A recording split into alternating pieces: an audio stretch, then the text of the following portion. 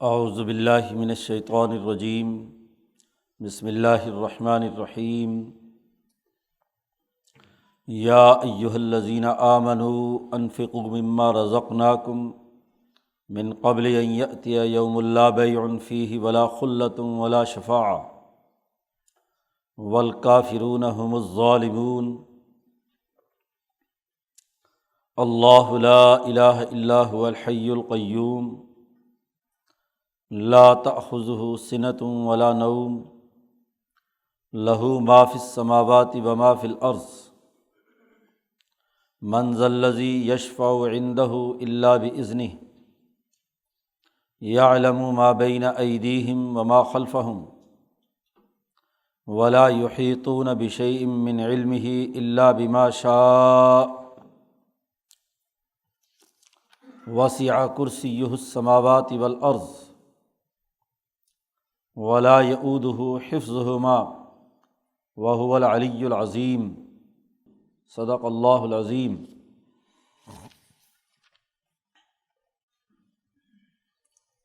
گزشتہ دو رکوع سے قومی سطح کے نظام اور بین الاقوامی سطح کے نظام کی ابتدائی مرحلے کے بنیادی اساسی امور بیان کیے جا رہے ہیں۔ کسی نظم و نسق اور مملکت کے قیام کے لیے دو بنیادی اساسی اصول بتلائے گئے۔ ایک تو یہ کہ انسانیت دشمن قوتوں کے خلاف مزاحمتی شعور اتنا بڑھ جائے کہ اگر ضرورت پیش آئے تو اس دشمن سے قتال کیا جائے، قاتلوا فی سبیل اللہ۔ اور دوسرا بنیادی اصول یہ واضح کیا گیا کہ انسانیت کی ترقی اور فلاح و بہبود کے لیے اللہ کو قرض دیا جائے، قرض حسنہ۔ سوسائٹی کے کمزور اور پسے ہوئے طبقوں کی مدد اور ان کی مجموعی فلاح و بہبود کے لیے اللہ کے راستے میں مال خرچ کیا جائے، اور اگر جہاد اور جنگ یا نظم مملکت چلانے کے لیے وسائل کی ضرورت ہے تو ان وسائل کو مہیا کرنے کے لیے انتظام کیا جائے۔ ممالک و اقوام قائم ہوتی ہیں معاشی مستحکم نظام کے ذریعے سے، مالیاتی وسائل کے ذریعے سے۔ وہ قرض اگر اپنے عوام اور اپنی اجتماعی طاقت سے خود اللہ کو قرض دیا جائے تو وہ نظام زیادہ مستحکم اور مضبوط ہوتا ہے، نہ یہ کہ ظالم اور سامراجی قوتوں سے قرض لیا جائے جو قرضوں کی معیشت کی بنیاد پر ریاستیں تشکیل پذیر ہوتی ہیں، وہ اپنی سیاسی اور معاشی آزادی سلب کر بیٹھتی ہیں، اور جو خود قرض دینے کی پوزیشن میں ہوتی ہیں وہ اللہ کے دین کے غلبے اور انسانیت کی فلاح و بہبود کے لیے اپنے وسائل کو بروئے کار لا کر اپنی اجتماعی ترقی کا نظام بناتی ہیں، وہ کامیاب ہوتی ہیں۔ پیچھے وسائل معاش کا تذکرہ کر کے مسلمانوں سے کہا گیا تھا کہ رزق حلال تلاش کرو، جد و جہد کا راستہ اپناؤ۔ یہ زراعت، تجارت اور صنعت، اللہ نے یہ جو کائنات میں آپ کے لیے وسائل رکھے ہیں ان سے استفادہ کرو۔ آیات لقوم یعقلون، عقل مند قوم کے لیے نشانیوں کا تذکرہ کر کے صحیح طریقۂ کار کے مطابق وسائل اکٹھا کرنے کا حکم دیا گیا تھا، اور اب یہ ہے کہ ان وسائل کو انسانی مفاد کے لیے استعمال کرنے کا کام کرنا ہے۔ اس کے لیے واقعات بیان کیے گئے۔ دو واقعوں کے ضمن میں یہ بات واضح کی گئی، جہاد اور قتال کے معاملے کو بھی اور مال کے اجتماعی استعمال کے حوالے سے بھی۔ پھر دنیا بھر میں انبیاء علیہم السلام کی جو اجتماعی جد و جہد رہی ہے وہ اسی حوالے سے اپنے اپنی قوم اور اپنے اپنے علاقے کی ضروریات کے مطابق کم و بیش اس میں فرق رہا ہے، لیکن بنیادی اصول یہی رہے ہیں کہ جہاد و قتال اور اسی طریقے سے اپنی سوسائٹی کے اجتماعی فائدے کے لیے مال کے خرچ کرنے کا عمل، یہ تمام انبیاء علیہم السلام کی تعلیمات کا حصہ رہا ہے۔ تو جہاد و قتال کے حوالے سے تو پیچھے تفصیل سے اس قصے کے ضمن میں بات بیان ہو گئی۔ یہاں اس رکوع کے آغاز میں بنیادی بات انفاق مال سے متعلق بیان کی جا رہی ہے۔ تمام اقوام عالم جن کی طرف اپنی اپنی جگہ پر مصلحین، حکماء اور انبیاء اور رسول آئے ہیں، ان تمام کا یہ طریقہ کار رہا ہے۔ اس لیے آج وہ مسلمان جماعت جو بین الاقوامی انقلاب کے لیے اٹھ کھڑی ہوئی ہے، اس پر زیادہ ذمہ داری عائد ہوتی ہے کہ وہ مالی قربانی ادا کرنے کے لیے کردار ادا کرے۔ اس لیے یہاں مسلمانوں کو حکم دیا جا رہا ہے،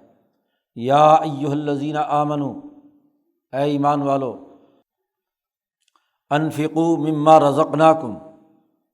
جو ہم نے تمہیں رزق فراہم کیا ہے، اس کے وسائل رکھے ہیں، تم نے اپنی جد و جہد اور کوشش اور ملکی اور ریاستی طاقت اور قوت سے، مائکرو سطح پر بھی اور میکرو سطح پر بھی جو تم نے جد و جہد اور کوشش کی ہے، اس سے جو تمہیں وسائل حاصل ہوئے ہیں انہیں خرچ کرو۔ ارتکاز دولت یا احتکار اجناس کے بجائے انسانیت کے فائدے کے لیے اسے استعمال میں لانے کے لیے کردار ادا کرو۔ اس دن کے آنے سے پہلے، من قبل ان یأتی یوم لا بیع فیہ ولا خلۃ ولا شفاعہ، تین باتیں وہاں نہیں ہوں گی۔ یہاں تو تم رزق اگر کسی کے پاس نہیں ہے تو خرید و فروخت سے حاصل کر لیتے ہو، خریدنے کے پیسے نہیں ہیں یا دینے کے پیسے نہیں ہیں تو خلۃ، کوئی دوستانہ ہوتا ہے، آشنائی ہوتی ہے، واقفیت ہوتی ہے، ولا شفاعۃ، اور نہیں تو کسی سے سفارش، کسی مظلوم کے حق میں کوئی سفارش ہو جاتی ہے۔ تو وسائل کے حصول کے یہ تین طریقے آپ کی دنیا میں کار فرما ہیں۔ تبادلہ دولت کے ذریعے سے، کسی یارانہ اور دوستی کے ذریعے سے ہبہ اور گفٹ، اور کسی سفارش کے ذریعے سے کوئی عاریتاً چیز استعمال کرنے یا نفع اٹھانے کے لیے طریقہ کار۔ تو تعاون باہمی کے جتنے دو تین طریقے اب آپ کے ہاں رائج ہیں، وہاں اس دن میں جہاں تمام اقوام عالم، تمام انسانوں کا حساب کتاب ہونا ہے، وہاں یہ تینوں باتیں نہیں ہوں گی۔ جس نے ان وسائل کا ارتکاز یا احتکار کیا، ان وسائل کو روکا، ان پر سانپ بن کر بیٹھ گئے، سوسائٹی کی اجتماعی فلاح و بہبود کے لیے خرچ نہیں کیا، تو اگر وہاں وہ اپنا مال دے کر کسی سے کوئی بدلے میں نیکیاں لینا چاہیں، یا وہاں وہ کوئی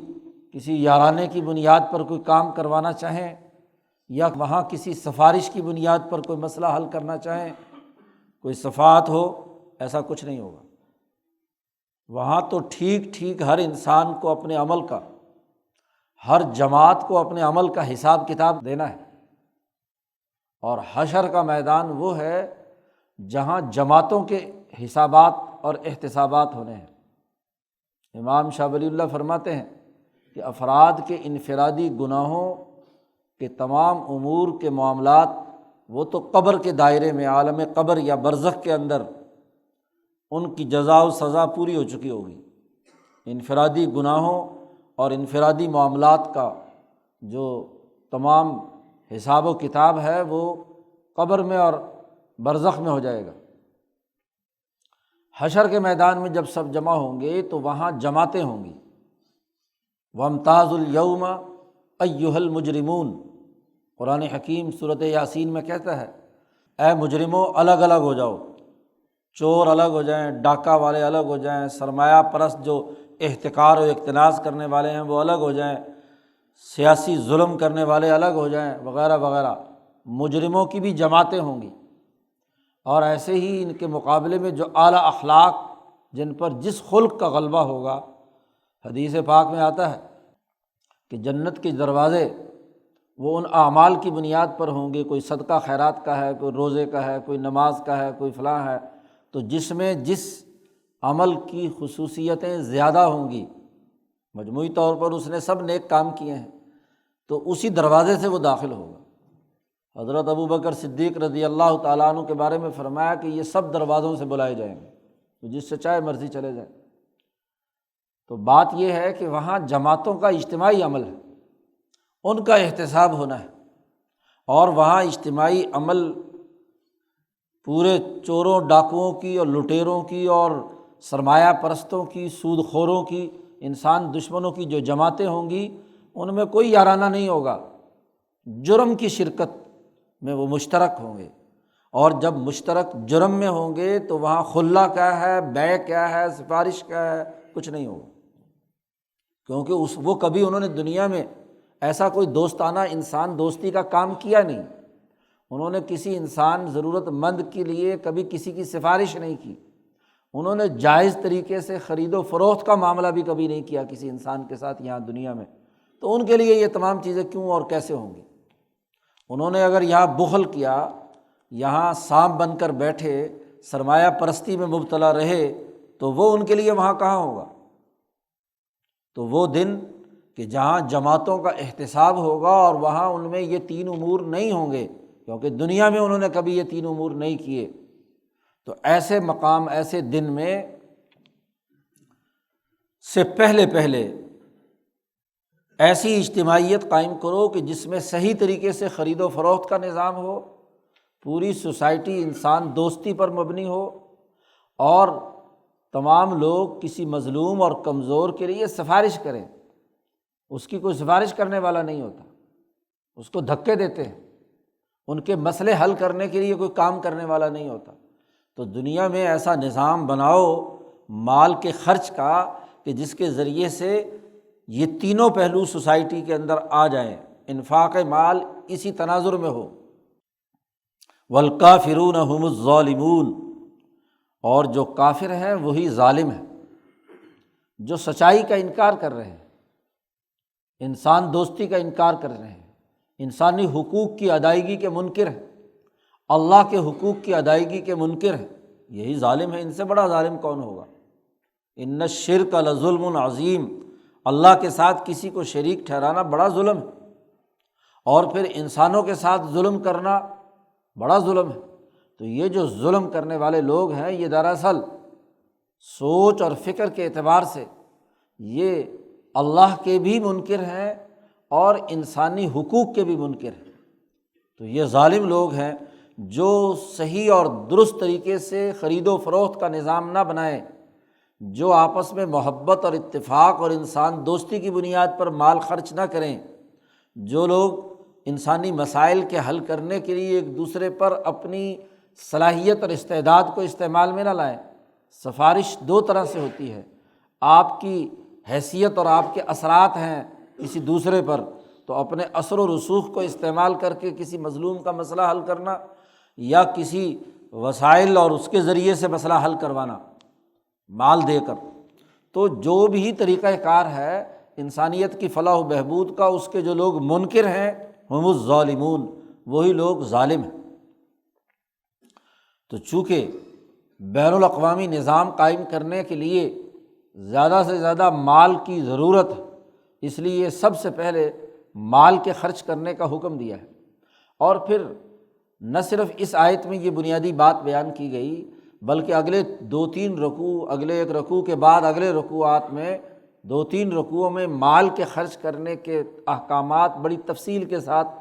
بیان کیے گئے ہیں، اور اس میں قانون اور ضابطے بیان کیے گئے ہیں کہ کسی پر مال خرچ بھی کیا جائے تو احسان نہ جتلایا جائے وغیرہ وغیرہ۔ تو انفاق مال سے متعلق، بلکہ مالی معاملات سے متعلق آخر صورت تک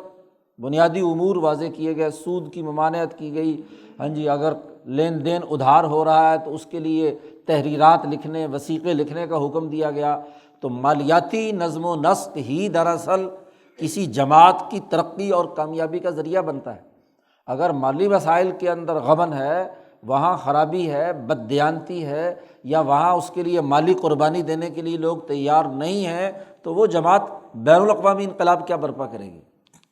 تو یہ یہاں سے اگلی جتنی بھی آیات ہیں ان کا تعلق بین الاقوامی نظام کی تشکیل سے ہے، خلافت کبریٰ کی تشکیل کے امور سے ہے۔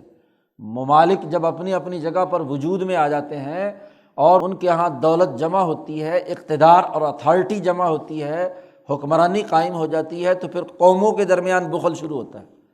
قومیں چاہتی ہیں کہ دوسرے ملک پر قبضہ کر لیں، دوسرے ملک کے وسائل لوٹ لیں، دوسرے ملکوں کو غلام بنا لیا جائے، ان کی ریسورسز کو اپنے مقاصد کے لیے استعمال میں لایا جائے، یہ جنگیں شروع ہوتی ہیں۔ تو بین الاقوامی اصول یہ ہے کہ انسانی نقطۂ نظر سے ممالک کے ساتھ تعلقات قائم کرو، ایک دوسرے کے حقوق کی پاسداری کرو، برابری کی سطح پر اقوام عالم خرید و فروخت اور لین دین کا نظام بنائیں، مال خرچ کریں انسانیت کے لیے، دولت کے ارتکاز اور احتکار سے بچیں۔ یہ بنیادی حکم اور ضابطہ بیان کرنے کے بعد اللہ کی حکمرانی کا جو مکمل نظام اور اس کا جو میکنزم یہاں کام کر رہا ہے، اس کو ایک عظیم ترین آیت کی صورت میں بیان کیا جا رہا ہے۔ صورت کا آغاز اسی بات سے ہوا تھا کہ ذالک الکتاب لا ریب فیہ ھدی للمتقین، کہ یہ کتاب، اس میں کوئی شک نہیں ہے، اس کا نفاذ اس احکم الحاکمین کی طرف سے ہوا ہے، اور یہ ان متقی لوگوں کے لیے ہدایت کا باعث ہے جو الذین یؤمنون بالغیب، جو غیب کے نظام پر پورا اور پختہ یقین رکھتے ہیں۔ تو یہ غیب کا نظام کیا ہے اور اس کی بنیادی حقیقت کیا ہے؟ اور پیچھے جب ابراہیمی تعلیم و تربیت کا نظام بیان کیا جا رہا تھا تو وہاں بھی حکم دیا فاذکرونی اذکرکم، اللہ فرماتے ہیں میرا ذکر کرو تو میں تمہارا ذکر کروں گا، تمہاری مجلس سے زیادہ اعلیٰ مجلس میں تمہارا تذکرہ ہوگا۔ تو یہاں اللہ کی حکمرانی کا پورا نظام بتلایا جا رہا ہے، چونکہ آگے بین الاقوامی نظام دنیا میں قائم کرنے یا خلافت کبریٰ قائم کرنے کے بنیادی اصول واضح کرنے ہیں، تو اس سے پہلے خود اس پوری کائنات پر عالمگیر سطح پر اللہ تعالیٰ کی حکمرانی کس طریقے سے کار فرما ہے، تو اس کا پورا نظام ربوبیت، نظام الوہیت، نظام مالکیت جو اللہ کی ذات کے ساتھ تعلق رکھتا ہے، جس کا سورۃ فاتحہ میں تذکرہ کیا گیا تھا، اس کو بڑی جامعیت اور بڑے بہترین انداز میں قرآن حکیم یہاں بیان کرتا ہے۔ یہ آیت، اس کو آیت الکرسی کہا جاتا ہے، یہ دین اسلام کے مکمل فلسفے کی اساسیات میں سے ہے۔ حضرت شیخ الہند فرماتے ہیں احادیث مبارکہ میں اس کو اللہ کی کتاب کی عظیم ترین آیات میں شمار کیا جاتا ہے۔ اعظم آیات کتاب اللہ تعالیٰ، اللہ تعالیٰ کی کتاب کی آیات میں سے بہت عظیم ترین یہ آیت ہے آیت الکرسی۔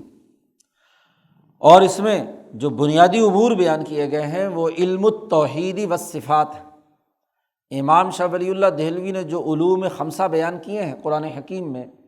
ان میں جو سب سے پہلا علم بیان کیا ہے وہ علم التوحید والصفات۔ علم التوحید والصفات یہ انبیاء پر نازل ہوا اور انبیاء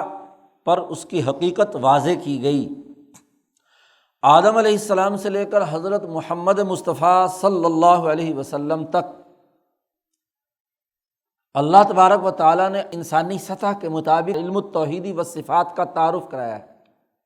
جیسی انسانی ذہنیت اور صلاحیت تھی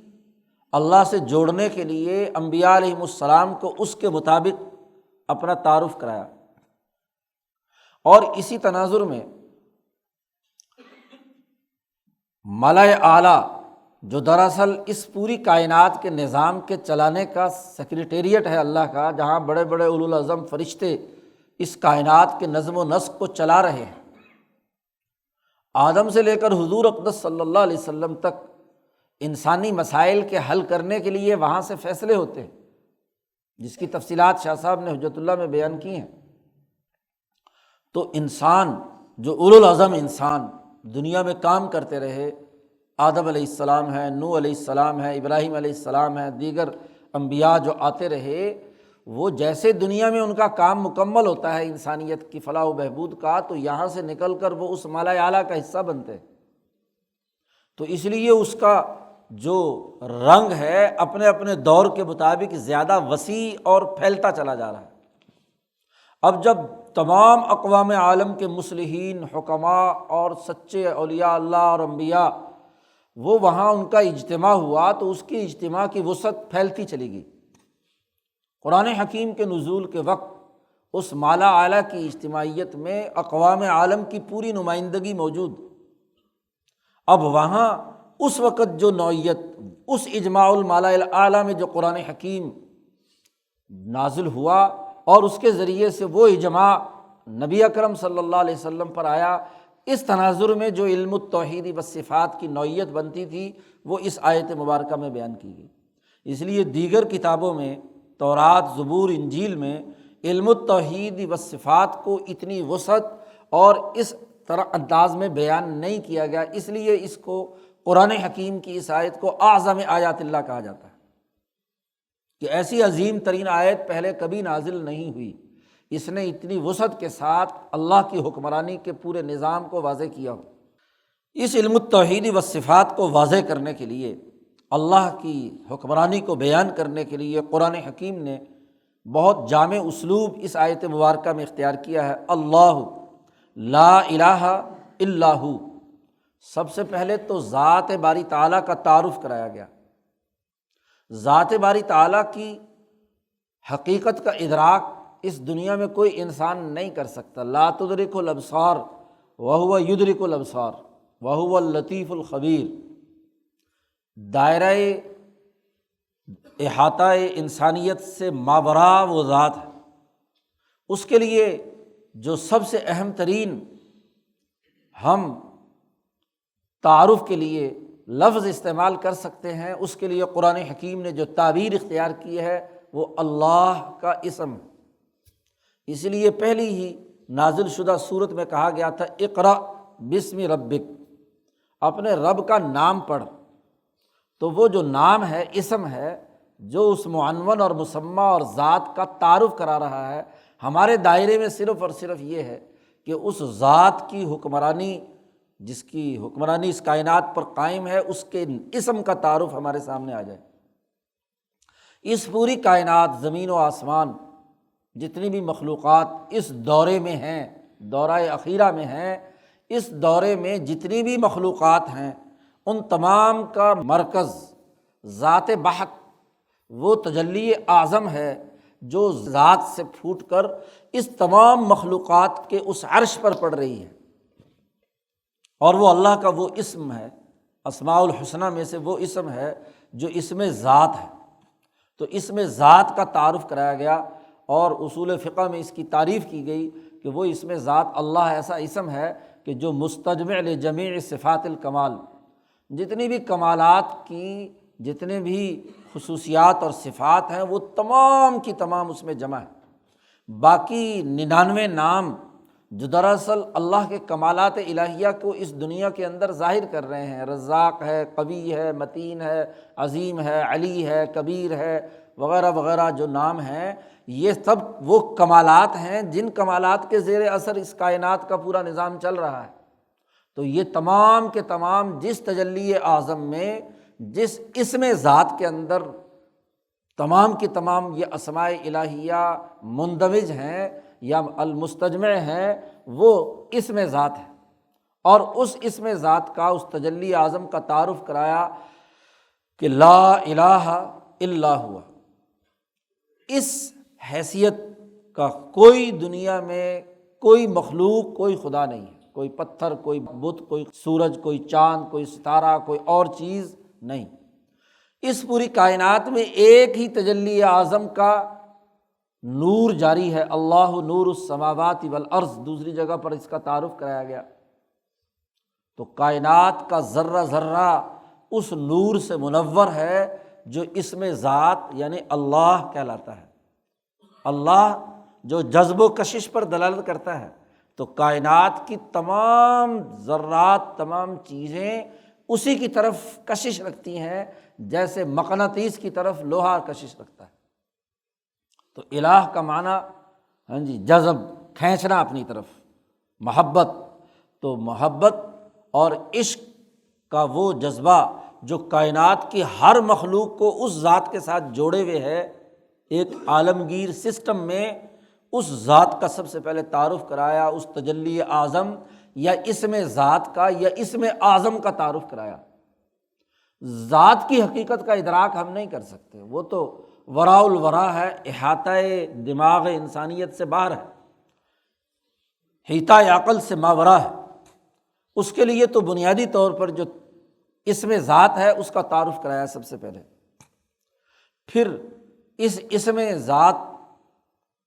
کا جو اگلا مرحلہ اس کائنات سے متعلق ہے، دو بنیادی صفات بیان کی گئیں، الحی والقیوم، زندہ ہے اور ہر چیز کو تھامنے والا ہے۔ قیوم، جس کی اگلی شکل، یہ جو کیمسٹری کا لفظ ہے یہ اسی قیومیت سے نکلا ہے۔ ایک قیومیت ہے اور ایک حیات ہے، زندگی ہے۔ محققین علماء ربانیین، امام شاہ ولی اللہ بالخصوص ولی اللہ فکر کے حاملین اس حقیقت کی نشاندہی کرتے ہیں کہ اس کائنات کے دو دائرے ہیں، دو بنیادی پرتو ہیں۔ ایک اس پوری کائنات کی روح الکل ہے اور اس پوری کائنات کا ایک طبیعت الکل ہے۔ تو ان دونوں کے لیے دو عنوان اختیار کیے گئے ہیں۔ روح جو دنیا کی ہر چیز میں حیات پیدا کرتی ہے، وہ تمام روح الکل کا مرکز اور منبع اسم ذات کی صفت الحی حیات ہے۔ تو تمام صورتیں ہر ایک کی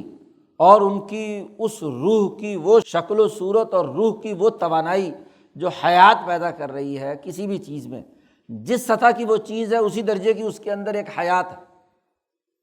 انسان کی حیات اور ہے، جانور کی حیات اور ہے، درخت کی زندگی اور ہے، حتیٰ کہ پتھر اور اس کی نشو و نما اور اس کی کیمسٹری کے تحت اس کے اجزاء کو جوڑ کر اس کی نشو و نما اور ارتقاء اور ہے۔ کائنات کے اندر تمام تغیرات، تبدلات ہو رہے ہیں، بڑے بڑے سورج چاند پیدا ہو رہے ہیں، فنا ہو رہے ہیں، کہکشائیں بن رہی ہے، ٹوٹ رہی ہیں، سورج بن رہے ہیں، بکھر رہے ہیں۔ یہ تمام میں جو حیات ہے، نفس کلیہ جو پایا جاتا ہے، روح الکل جو پائی جاتی ہے، اس کا مرکز اور منبع اس ذات بحت یا اس تجلی اعظم کی اہم ترین صفت الحی۔ زندگی اگر پوری کائنات میں ہے تو اس کی صفت الحی کا مظہر، اور اسی طریقے سے ہر چیز کا جو طبیعی یا جسمانی ڈھانچہ ہے، اس کا مادہ ہے، وہ مادہ اسی قیومیت کا مظہر ہے جس نے اس کی کیمسٹری کو برقرار رکھا ہوا ہے، اس کے اجزاء کو بکھرنے نہیں دیتا۔ لوہے کے اجزاء بکھرتے نہیں ہیں، سونے کے اجزاء بکھرتے نہیں ہیں، حیوان کے اجزاء بکھرتے نہیں ہیں، انسان کے اجزاء بکھرتے نہیں ہیں۔ جو جس شے کو، جس کو تخلیق کیا گیا ہے، اس کے لیے جو مدت مقرر کر دی گئی ہے، اس میں وہ اجزاء بکھرتے نہیں ہیں۔ یہ قیومیت کا مظہر ہے۔ وہ اپنی جگہ پر زمین ہے، سورج ہے، چاند ہے، فرشتے ہیں، انسان ہے، عرش ہے، فرش ہے، ہر چیز، ان تمام کے پیچھے جو اللہ کا سب سے بڑا کمال کار فرما ہے وہ قیومیت کا وصف ہے۔ تو ذات تجلی اعظم یعنی ذات بحت، روح الکل اور طبیعت الکل، یہ اس پوری کائنات کا اصل تحلیل و تجزیہ ہے، جو شاہ صاحب نے بطور فلسفے کے مختلف کتابوں میں سطات وغیرہ میں اس کو بیان کیا ہے، اور وہ اسی سے ماخوذ ہے، قرآن سے ماخوذ ہے۔ شاہ صاحب اصل نہیں ہے کہ قرآن کو اس فلسفے پر فٹ کیا جائے، نہیں، قرآن اصل ہے، شاہ صاحب نے اس کے مطالعے سے خود اخذ کیا ہے۔ یعنی اس کا نتیجہ یہ ہے، حیات کی جو بھی تعریف کی جائے، قیومیت کی جو تعریف بھی کی جائے، تو اس کے وہی معنی اور مفاہیم بنیں گے جو محققین صوفیاء محی الدین ابن عربی، مجدد الفسانی، امام شاہ ولی اللہ دہلوی اور محققین، علماء، فلاسفر اور علم الکلام کے ماہرین نے بیان کیے ہیں۔ تو علم التوحید والصفات ایک مستقل علم ہے، اس پر علماء نے علمی اور فنی طور پر گفتگو کی ہے، اور ہر علم اس کی اپنی ایک تعریف، اس کا ایک بنیادی سٹرکچر، اس کی بنیادی اصول اور ضابطے ہیں۔ تو محققین علماء نے جو قرآن حکیم کی فلسفی پر غور و فکر کیا ہے، تو وہ قرآن حکیم کی تمام آیات اور نبی اکرم صلی اللہ علیہ وسلم کی احادیث کو سامنے رکھ کر ایک مستقل علم قرآن حکیم سے اخذ کیا ہے، جسے علم التوحید والصفات کہتے ہیں۔ تو ذات بحت یا تجلی اعظم کا تعارف، اور اس تجلی اعظم یا اس میں ذات کے کمالات میں سے سب سے پہلے دو بنیادی کمالات جس کے ذریعے سے کائنات کی تمام مخلوقات اپنی نوعی اور اپنی خلقی خصوصیات کے ساتھ قائم ہیں، ان میں الحی ہے، روح الکل، تمام ارواح جو ہیں وہ اسی حیات کی وجہ سے الحی کی صفت کا مظہر، اسی کا رنگ جاری ہے، اور تمام چیزیں جو اپنا کوئی بھی کیمیائی وجود رکھتی ہیں ان کے پیچھے جو قیومیت ذات بحت کی ہے وہی کردار ادا کر رہی ہے، الحی القیوم۔ تو پوری کائنات کا ہر ذرہ روح کے ذریعے سے اور جسم کے ذریعے سے اس ذات بحت کے ساتھ قائم ہے۔ یہ تعارف کرایا کہ اتنی بڑی پھیلی ہوئی پوری کائنات، اس کائنات کا کنٹرول کرنے والا لا الہ الا ہو، اللہ کے علاوہ اور کوئی نہیں ہے۔ اب ایک ممکنہ سوال پیدا ہو سکتا تھا کہ وہ ذات بحت جو اتنی بڑی کائنات کے ہر ذرے کو کنٹرول کر رہی ہے، تو ہم انسان دیکھتے ہیں کہ کوئی دنیا کی حکمرانی میں دنیا کے حکمران ہوتے ہیں، ان کے ساتھ بھی چیزیں اپنے اپنے دائرے میں مربوط ہوتی ہیں، لیکن ان کو نیند بھی آتی ہے، کوئی اونگ بھی آ جاتی ہے، ہاں جی، کوئی وقفہ آ جاتا ہے، تو اس وقت کون کام کرتا ہے؟ اس وقت کیا کائنات فنا ہو جانی چاہیے؟ تو اللہ پاک نے اس کا جواب دیا، لا تأخذہ سنۃ ولا نوم، اس کو نہ اونگ آتی ہے نہ نیند آتی ہے، وہ ایسی وراء الورا ذات ہے، اس کی وہ تجلی اعظم ہمہ وقت کوئی لمحہ ایسا نہیں کہ جو اس پوری کائنات پر اس کا پرتو اور اس کا نور کار فرما نہ ہو، اس میں کوئی وقفہ نہیں ہے۔ کوئی نیند آ جائے اور وہ درمیان میں سے سسٹم ڈسٹرب ہو جائے، یا کسی قسم کی اونگ آ جائے اور اس کے اندر جھٹکا لگے اور کام پورا کا پورا سسٹم جو ہے وہ فلاپ ہو جائے، ایسا نہیں۔ سسٹم بغیر کسی اونگ اور نیند کے ذات باری تعالیٰ نے مکمل کنٹرول کیا ہوا ہے۔ تو گویا کہ لا الہ الا ہو پر جو ممکنہ سوال پیدا ہو سکتا تھا، اس کا قرآن حکیم نے جواب دے کر کہا، اللہ نے جواب دے کر کہا، لا تأخذہ سنۃ ولا نوم۔ اب پوری کائنات کا الحی اور القیوم وہی ذات ہے، تو اگلا مرحلہ صفات کے اظہار کا کہ لہو ما فی السماوات و ما فی الارض، اگر تمام ارواح اور تمام اجسام اور ان کے باہمی ملاپ سے جو مخلوقات وجود میں آئی ہیں اور وہی ذات کنٹرول کر رہی ہے، تو ان تمام چیزوں کا، آسمان و زمین سمیت تمام چیزوں کا مالک بھی وہی ہے، لہو، اسی کا ہے۔ کیوں؟ کہ اسی کے نور کا تو مظہر ہے، اسی کی تو تجلیات کا پرتو ہے، وہی اس میں ذات اور اس کی تجلی اعظم اور اسی کا نور تو ہر چیز کو کنٹرول کیے ہوئے ہے۔ تو دنیا میں جو انسان ہاں جی اپنی محنت سے کسی چیز کو تیار کرتا ہے اور اس کے پورے نظام کو کنٹرول کر رہا ہوتا ہے، اس کا مالک کون ہوتا ہے؟ وہی۔ تو اس پوری کائنات کی تمام چیزوں کا اصل مالک پھر وہی ہے، جس کی وجہ سے اس کی الحیات اور اس کی القیومیت قائم ہے۔ لہو ما فی السماوات و ما فی الارض، جو بھی کچھ آسمانوں میں ہے اور جو کچھ بھی زمین میں ہے، وہ سب کا سب لہو، اسی کا ہے، صرف اور صرف وہ اس کا مالک۔ اور پھر ایسا مالک ہے کہ جس کو ایک لمحے کے لیے نہ نیند آتی ہے نہ اونگ آتی ہے۔ مالک اصل وہی ہے، البتہ سسٹم چلانے کے لیے اللہ نے اپنی اجازت سے جن جن لوگوں پر جو ذمہ داریاں عائد کی ہیں، جی وہ ذمہ داریاں اپنی اپنی جگہ پر کام کرتی ہیں۔ من ذا الذی یشفع عندہ الا باذنہ، کوئی اللہ کے مقابل ایسا کوئی ند نہیں ہے، شریک نہیں ہے کہ جو طاقت کے بل بوتے پر اس سے سفارش کر سکے۔ یشفع عندہ، کسی طاقت اور کسی روب اور کسی برابری کی چوٹ کی بنیاد پر سفارش کرنے کے لیے دو چیزوں کی ضرورت ہوتی ہے، یا تو کم از کم آدمی ہم پلہ ہو تو آپ اس کی سفارش قبول کی جاتی ہے، یا اس سے بڑا طاقتور ہو اور وہ کہے کہ جناب یہ کام کرنا ہے، تو وہ جناب بڑے افسر کا کام یا بڑے طاقتور آدمی کا کام لوگ مجبوری سے کرتے ہیں کہ اگر نہیں کریں گے تو مسئلہ بنے گا۔ تو اللہ کا نہ تو برابر کا ہے نہ اوپر کی کوئی طاقت ہے۔ ہاں، اللہ کے سسٹم کو چلانے کے لیے اللہ کے ماتحت ہیں، وہاں وہ سفارش نہیں ہوتی، وہاں تو اللہ کے اجازت اور حکم سے وہ کام ہوتا ہے،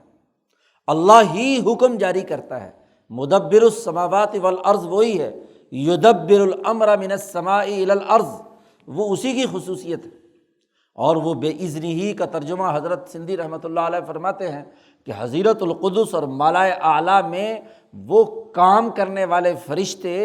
جو نچلی سطح پر ملائے سافل کے فرشتوں کو حکم دیتے ہیں، اور پھر ملائے سافل کے فرشتے تمام تکوینی، طبیعی اور تمام جو احکامات اوپر سے آئے ہیں ان تمام کو وجود میں لانے کے لیے حرکت میں آ جاتے ہیں۔ پورا سسٹم جب حرکت میں آتا ہے ایک مطلوبہ نتیجے کو پیدا کرنے کے لیے، قبض، بسط، احالہ اور الہام کی صورت میں، تو یہ تدبیر ہے، یہ نظم و نسق کا عمل ہے، یہ اذنی ہی ہے۔ الا باذنہ، اللہ کی اجازت سے اللہ کا جو اس کائنات کے نظام چلانے والی جو ایک بیوروکریسی اللہ نے مقرر کی ہے فرشتوں کی، جس پر ایمان لانے کا پیچھے حکم دیا گیا تھا، اور کہا گیا تھا کہ جو ان فرشتوں کا بالخصوص جبرائیل کا چیف سیکرٹری جو فرشتوں کے ہیں، ان کو جو دشمن سمجھے گا وہ دراصل اللہ کا دشمن ہے۔ وہاں کہا تھا نا ان لوگوں نے، یہودیوں نے، کہ جبرائیل کی بات ہم نہیں مانتے، اس نے قرآن آپ پر نازل کیا ہے، یہ تو قرآن جبرائیل نے بنی اسرائیل پر لانا تھا، یہ بنی اسماعیل پہ کہاں چلا گیا؟ تو ہم جبرائیل ہمارا دشمن ہے۔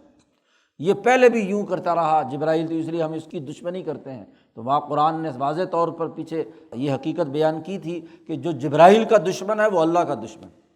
کیونکہ اللہ کے سسٹم کو چلانے کے لیے وہ روح القدس اور اس کا جتنا ماتحت عملہ ملائے اعلیٰ میں ہو یا ملائے سافل میں ہو، وہ اس کی اجازت سے کام کر سکتا ہے۔ یا اسی طریقے سے اس ملائے اعلیٰ میں جتنے اولو العزم انبیاء اور اونچے درجے کے انسان پہنچے ہوئے ہیں اور ان کے ذمے کوئی کام اللہ نے لگایا ہے، ہاں جی، ان فرشتوں کی معاونت کا، تو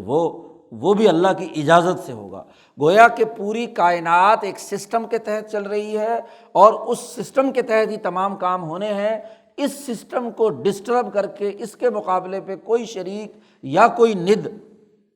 وہ آ کر اس نظام کے اندر مداخلت نہیں کر سکتا۔ کامل اور مکمل نظام اسی کا ہے۔ اور اس بات کو واضح کرنے کی ضرورت اس لیے پیش آئی، اس کو تفصیل سے بیان کرنے کی، تدبیر کے نظام کو، کہ امام شاہ ولی اللہ دہلوی نے واضح کی ہے یہ بات کہ توحید کے 4 بنیادی درجے تھے۔ ان میں جو پہلا درجہ ہے کہ اس کائنات کا خالق و مالک کون ہے، تو تمام اقوام کا اس بات پر اتفاق ہے، حکماء ہوں، فلاسفر ہوں، یہودی ہوں، عیسائی ہوں، ہاں جی، مشرک ہوں، کافر ہوں، کہ وہ اللہ ہے، لَيَقُولُنَّ اللَّهُ۔ تو تخلیق میں اور ابداع میں، دونوں کی توحید میں تمام دنیا کے مذاہب، بلکہ تمام دنیا میں جو ذرا سی بھی عقل رکھنے والے عقلاء اور فلاسفر بھی ہیں، وہ متفق ہیں کہ اللہ ہی ہے۔ معاملہ یہ ہے کہ اس کے بعد اللہ نے کائنات بنا دی۔ وہاں حضرت سندھی نے حاشیے میں ایک مثال دی ہے، ہاں جی، حجت اللہ کی اس بات کی شرح کرنے کے لیے، یہ حکماء یہ کہتے ہیں، ہاں جی، جیسے دنیا میں کوئی بنانے والا گھڑی بنا دے، اور گھڑی کے اندر وہ اسپرنگ ڈالا جاتا تھا جس سے وہ خود بخود حرکت شروع کر دیتی تھی۔ اب اس نے بنا دی، اب گھڑی خود کار سسٹم کے تحت چل رہی ہے، اب بنانے والے کا اس کے ساتھ کوئی تعلق نہیں ہوتا۔ جی، کوئی چیز ایجاد کرنے والے کا ایجاد اس کے بغیر بھی کام کر رہی ہے، وہ مر بھی کھپ بھی جاتا ہے لیکن وہ کام چل رہا ہے۔ بالکل وہ فلاسفہ کہتے ہیں کہ پوری کائنات میں بنانے والا تو وہی ہے، میٹیریل بھی اس نے اکٹھا کیا، مادہ اور ابداع بھی اس نے کیا، اور اس کے بعد تخلیق بھی کی، لیکن تخلیق بنانے کے بعد اب وہ فارغ ہو گیا، اب یہ پورے نیچر کے تحت از خود کام سارا کا سارا چل رہا ہے۔ تو تدبیر میں توحید نہیں مانتے وہ، مکے کے مشرک اور دنیا بھر میں جتنے مشرک اور کافر، اور ایسے ہی اس تدبیر کے ماتحت جو ذیلی اگلے فیصلے تجلیات کے تناظر میں ہیں، اس کی توحید کو نہیں مانتے وہ۔ تو قرآن حکیم نے زیادہ تفصیل کے ساتھ اسی بات کو بیان کیا ہے کہ جب الحی اور القیوم اس کی وجہ سے حیات ہے، اس کی وجہ سے قیومیت ہے، تو اس کے نتیجے میں آگے تدبیری نظام بھی ہر ذرے کا اس کے کنٹرول میں ہے، اور اسی کی اجازت سے پورا نظام چل رہا ہے، اور پوری کائنات کا ذرے ذرے سے وہ واقف ہے، اور یہاں تک واقف ہے کہ یعلم ما بین ایدیہم وما خلفہم، وہ جانتا ہے کہ جو کچھ اس کے ان لوگوں کے سامنے ہے، جو ان کے پیچھے ہے، آگے پیچھے کی تمام، ولا یحیطون بشیء من علمہ الا بما شاء، اور وہ سارے لوگ مل کر کسی چیز کے بارے میں مکمل معلومات حاصل کر سکے نہیں کر سکتے، الا بما شاء، جس کو اللہ چاہے۔ اس کا اتنا کنٹرول ہے کائنات کے ذرے ذرے اور ہر مخلوق پر، اس کی تدبیر کا یہ کمال، یہ جو قبض و بسط، احالہ اور احام کے ذریعے سے ہر چیز اس کے کنٹرول میں ہے۔ تو اسی تدبیر کو واضح کرنے کے لیے قرآن حکیم تفصیل سے اللہ کے اس سسٹم کو بیان کرتا ہے۔ تو یہ ایک سسٹم کے تحت کائنات کام کر رہی ہے، اور یہ سسٹم کنٹرولنگ اتھارٹی ذات باری تعالیٰ کی آج بھی ہے۔ گھڑی والی مثال غلط ہے کہ گھڑی پیدا کرنے کے بعد جیسے خالق کا کوئی تعلق نہیں ہوتا، یہاں تو ان تمام چیزوں میں وہ توانائیاں، وہ قوتیں جس کے نتیجے میں کوئی حرکت بھی ہو رہی ہے، سورج چاند ستارے حرکت میں ہیں، تو یہ ذوی العقول ہیں، یہ اپنی ایک روح رکھتے ہیں، اور ان روح کی کنٹرول کے مرکز الحی ہے۔ ان کی جسمانی ساخت اور ان کے عناصر، ان کے ایلیمنٹ میں جو تغیر و تبدل اور ان کی کیمسٹری میں جو تبدیلیاں آ رہی ہیں، وہ بھی اسی کے اس سے ہیں۔ یہ سورج مسلسل جل رہا ہے، اس کی ہیلیم گیس جل رہی ہے، یہ ایک ٹھوس مادی صرف میکینیکلزم کے تحت کام کرنے والا نہیں، اس کے اندر ایک چیز جل کر فنا ہو رہی ہے اور نئی چیز پیدا ہو رہی ہے۔ آج ہم نے سورج کے بارے میں معلومات حاصل کر لیں ایک درجے میں کہ وہاں ہیلیم گیس جل رہی ہے، تو وہ بن کہاں سے رہی ہے اور جل کہاں سے رہی ہے؟ کروڑوں لاکھوں سالوں سے وہ جل رہی ہے، تو کہیں سے آ بھی تو رہی ہے، کہاں سے آ رہی ہے؟ جہاں سے آ رہی ہے یا اس کے پیدائش کا ایک عمل ہے، اس کے ذریعے سے وہ اس سورج کے راستے سے کیا ہے، جلتی ہے، توانائیاں بکھیرتی ہے پوری کائنات میں۔ یہ تو وہ ایک جو سپرنگ پرانے زمانے میں گھڑی کے اندر ڈالتے تھے، ایک دفعہ اس کو چالو کر دیا تو بس اب اس کے تو کوئی فنا ہونے کا عمل ہی نہیں ہوتا۔ یہاں تو ہم کائنات پر غور و فکر کریں کہ ہر چیز اپنی توانائی خارج کر کے کنورٹ ہو رہی ہے ایک حالت سے دوسری حالت میں، مادہ ایک حالت سے دوسری حالت میں کنورٹ ہو رہا ہے۔ یہ کوئی ایک جگہ پر ٹھوس تو نہیں ہے کہ وہ سپرنگ جو ہے از خود حرکت کرنا شروع کر دے۔ یہ جو تغیر و تبدل کا عمل، نشو و نما اور ارتقاء کا عمل، یہ حرکت پذیری کا عمل، یہ زمان و مکان کا عمل، سورج چاند کی گردش سے یہ ٹائم اینڈ سپیس جو پوری کائنات کا ہے، اس کا پورا عمل ایک طے شدہ نظام کے تحت کام کر رہا ہے، اور وہ اللہ کی اجازت کے بغیر نہیں ہے۔ ابو ذر غفاری سے حضور صلی اللہ علیہ وسلم نے پوچھا، یا ابا ذر، یہ سورج کہاں جا رہا ہے؟ بتاؤ۔ سورج غروب ہو رہا تھا، ٹکیا نظر آ رہی تھی، ابو ذر غفاری سے پوچھا کہ یہ کہاں جا رہا ہے؟ انہوں نے کہا جی اللہ و رسول عالم، ہم تو ظاہر میں دیکھ رہے ہیں کہ غروب ہو رہا ہے۔ تو حضور صلی اللہ علیہ وسلم نے فرمایا کہ یہاں سے غروب ہو کر عرش الہی میں اللہ کے سامنے حاضر ہوتا ہے اور اجازت مانگتا ہے۔ اب مجھے کیا کرنا ہے؟ نئے دن کا آغاز غروب کے بعد شروع ہوتا ہے، 24 گھنٹے کا سرکل غروب سے لے کر اگلے دن غروب تک ہے۔ تو جیسے ہی غروب مکمل ہوتا ہے تو 24 گھنٹے کا پورا جو سرکل ہے اس کا دائرہ ایک مکمل ہو گیا، گردش۔ تو وہ سورج اللہ میاں سے پوچھتا ہے جی کہ مجھے اب کیا کرنا ہے؟ اگلے دن کے لیے اگلا دن شروع کرنا ہے، اگلا زمان و مکان بنانا ہے، یا واپس لوٹنا ہے؟ تو اللہ میاں اجازت دیتا ہے، پروانہ جاری کرتا ہے، احکامات جاری ہوتے ہیں۔ یہ ایسے نہیں ہے جیسے ڈیوٹیاں مقرر کی جاتی ہیں، اس کے لیے باقاعدہ پروانہ ڈیوٹی لگائی جاتی ہے، تو جب منظوری آتی ہے تو چیز آگے حرکت کی طرف چلتی ہے، اور اگر مثلاً مالیاتی منظوری نہیں ہے تو پورا شٹ ڈاؤن ہو جاتا ہے۔ سارا کا سارا معاملہ ڈسٹرب ہو گیا کہ جناب پیسوں کی منظوری نہیں لے کر بجٹ خرچ نہیں ہو سکتا، 10 دن 15 دن کے لیے، جیسے وہ ابھی امریکہ نے کیا۔ تو بات یہ ہے کہ وہاں پہنچنے کے بعد اگر منظوری ہے تو آگے جاتا ہے، سجدہ کرتا ہے، اللہ سے اجازت لیتا ہے، اذن ہی اللہ کی اجازت آتی ہے تو یہ سورج کیا ہے اگلے سفر پر روانہ ہوتا ہے۔ اور حضور نے فرمایا کہ ایک وقت آئے گا کہ یہ اجازت مانگے گا، اللہ میاں کہے گا کہ نہیں آگے نہیں جانا، سٹاپ، شٹ ڈاؤن، جی واپس چلو، الٹا۔ تو جیسے ہی غروب ہوگا دوبارہ جناب الٹا سفر شروع کر دے گا، اور جیسے ہی الٹا سفر شروع کرے گا تو وہ جتنے سسٹم اس سورج کے ساتھ زمان و مکان کے اور تمام مخلوقات کی نشو و نما کے ہیں، تو جب گراری الٹی چلنی شروع ہو گئی تو سب ٹوٹ شروع ہو گئی، ساری کی ساری کائنات، قیامت آ گئی۔ یہی قیامت ہے، یہی الساعہ ہے، ہاں جی وقت۔ تو قیامت اسی وقت شروع ہو جائے گی، کیونکہ گراری الٹی چلنی شروع ہو گئی۔ جب الٹا کام شروع ہو گیا تو اب اس کے نتیجے میں سب جو الحیات اور القیومیت کے وصف سے جو چیزیں قائم تھیں، یہ تدبیری نظام جب الٹی حرکت پر آ گیا تو اس کے نتیجے میں وہ حیات بھی ختم، وہ کیمسٹری بھی ختم، ہر چیز کے اجزاء ڈھیلے ہونا شروع ہو جائیں گے، چیزیں بکھرنا شروع ہوں گی، سورج، پہاڑ، چاند، ستارے، ہر چیز جو ہے وہ روئی کے گالوں کی طرف بکھرنے شروع ہو جائیں گے، اور ہر چیز کی کیمسٹری فنا کی گھاٹ اتر جائے گی، کیونکہ سسٹم الٹا ہو گیا۔ تو یہ اذن ہی اللہ کی اجازت، یہ اجازت حضرت القدس میں تجلی اعظم اور عرش الہی کے ذریعے سے اس کو دی جاتی ہے، جس کے نتیجے میں یہ حرکت پذیر ہے۔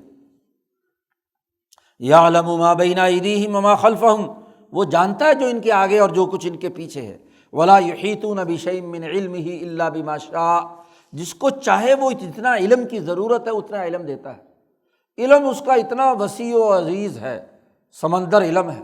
کہ اس علم کا کوئی احاطہ نہیں کیا جا سکتا۔ موسیٰ علیہ السلام نے ایک وقت یہ دعویٰ کر دیا کہ مجھ سے بڑا کوئی عالم نہیں ہے، تو اللہ میاں نے کہا، ناراض ہو گیا اللہ میاں، جاؤ تم سے بڑا عالم موجود ہے خضر کے پاس۔ اور خضر نے پہلا سبق کیا دیا کشتی میں بیٹھتے ہی، کہ وہ جو چڑیا پانی کا قطرہ لے رہی تھی تو کہا کہ تمہارا علم، میرا علم، ساری مخلوقات کا علم اس قطرے سے زیادہ نہیں ہے۔ اللہ کا علم اس سمندر اور اس دریا اور وراء الورا، اور صوفیہ نے تو اس پر بہت کچھ کلام کیا ہے کہ پوری کائنات ایک اللہ کے علوم کا وہ سمندر ہے جس میں غوطہ زن ہے۔ یہ جو مخلوقات ہیں یہ تو محض چھوٹے چھوٹے بلبلے ہیں، بلکہ شاہ صاحب نے وہاں جملہ استعمال کیا ہے، یہ تو بثور و اورام ہے، یہ جو مخلوقات اور پورا نظام ہے یہ تو پھوڑے پھنسیاں ہیں اس پورے سمندر کے، عالمی سمندر کے بلبلے ہیں۔ ولا یحیطون بشیء من علمہ الا بما شاء وسع کرسیہ السماوات والارض، اس کی کرسی، اس کی تدبیر کا نظام وہ پورے تمام آسمان و زمین پر وسیع ہے، تمام مخلوقات کا احاطہ کیے ہوئے۔ کرسی کا ترجمہ جو محققین علماء ربانیین نے کیا وہ عرش ہے۔ عرش کے دو حصے ہیں، عرش کے دو حصے ہیں اس پوری مخلوقات کے دائرے کے۔ ایک اس کا وہ پہلا حصہ ہے اوپر کا جس پر تجلی اعظم براہ راست پڑ رہی ہے، اسے عرش کہا جاتا ہے۔ اور وہی تجلی جب احاطہ کر کے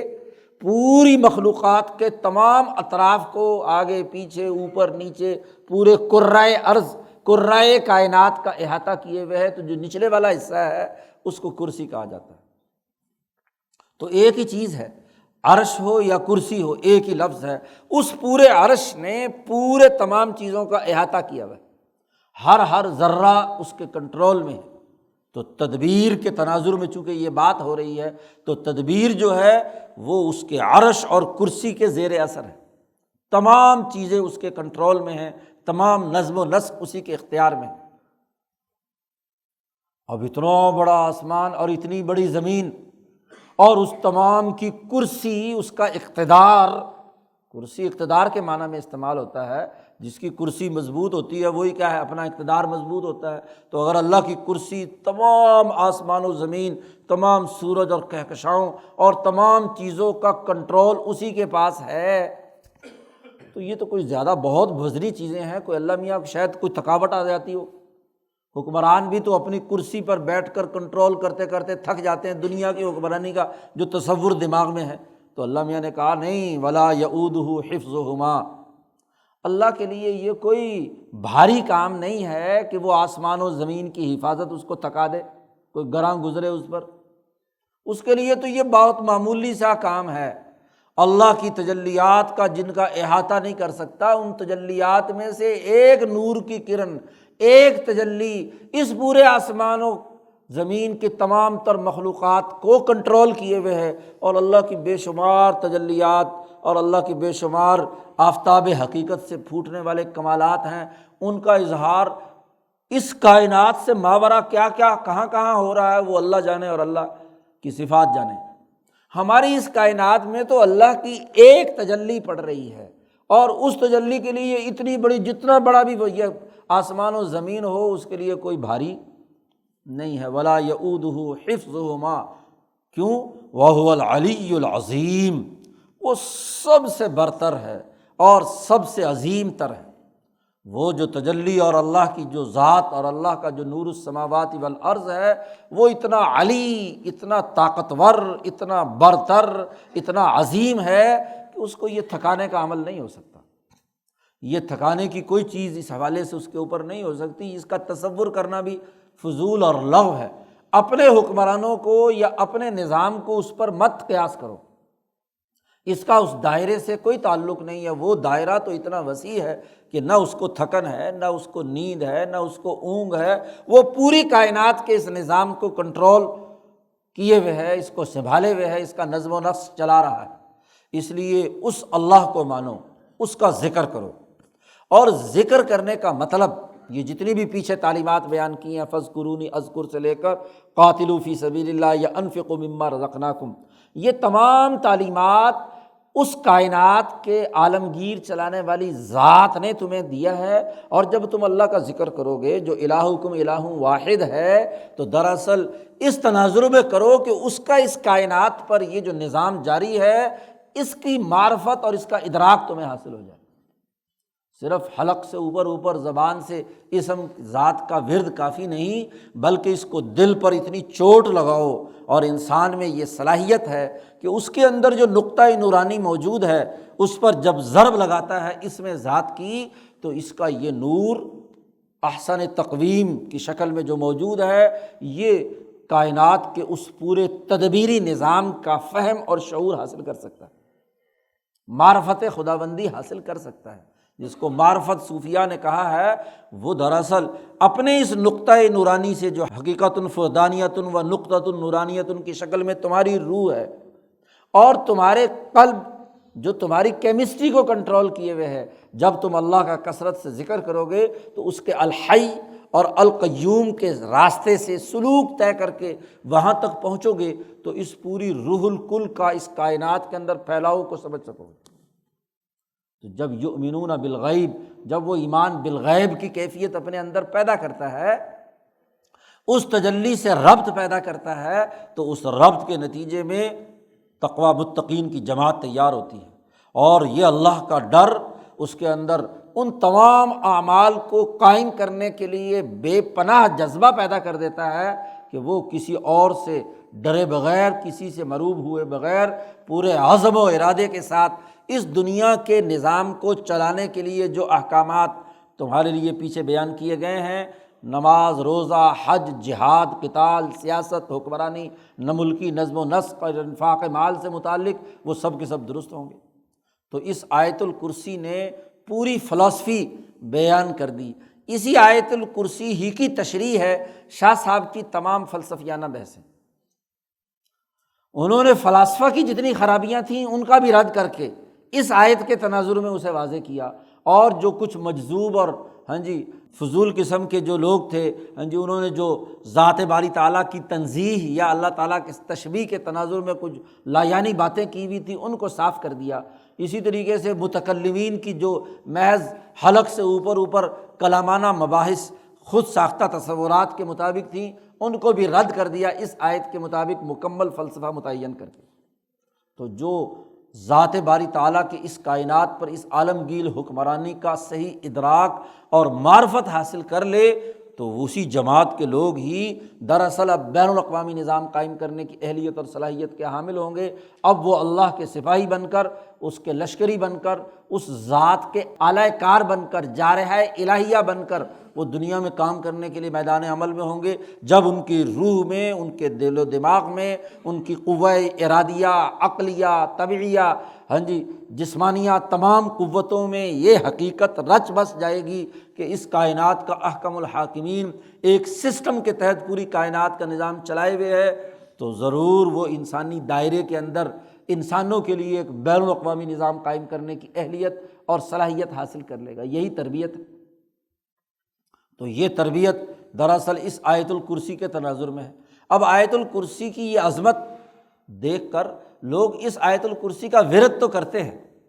اتنی دفعہ پڑھ لو تو فلانا ہو جائے گا، اتنی دفعہ پڑھ لو تو یوں ہو جائے گا، تعویذ گنڈوں کے لیے اور اس کے لیے تو اسے استعمال میں لائیں گے۔ لیکن اس فلسفی کو سمجھ کر اپنی روح، اپنے قلب اور اپنے وجود کو اس کے ساتھ وابستہ اور معرفت خداوندی کے دائرے کا سلوک طے نہیں کریں گے اور اس کے ساتھ تعلق قائم نہیں کریں گے تو اعظم آیات کتاب اللہ نتیجہ پورے طور پر کیسے پیدا کرے گی؟ ہاں، جس درجے کی نیت یا ارادہ ہوتا ہے اس درجے کی ضرور ثواب یا انعام مل جاتا ہے، اللہ تعالیٰ کسی کو سرے سے محروم نہیں رکھتا، لیکن ایک مسلمان سے کہا گیا کہ وہ اپنی بلند نظر پیدا کر کے پوری جامعیت کے ساتھ اس کو سمجھے اور اس کے مطابق کردار ادا کرے۔ اللہ تعالیٰ ہمیں قرآن حکیم کو سمجھنے اور عمل کرنے کی توفیق عطا فرمائے۔ اس کے بعد آگے قرآن حکیم نے بین الاقوامی اصول اور ضابطے بیان کرنا شروع کیے ہیں، باقی گفتگو انشاءاللہ کل۔ اللہم صلی علی محمد۔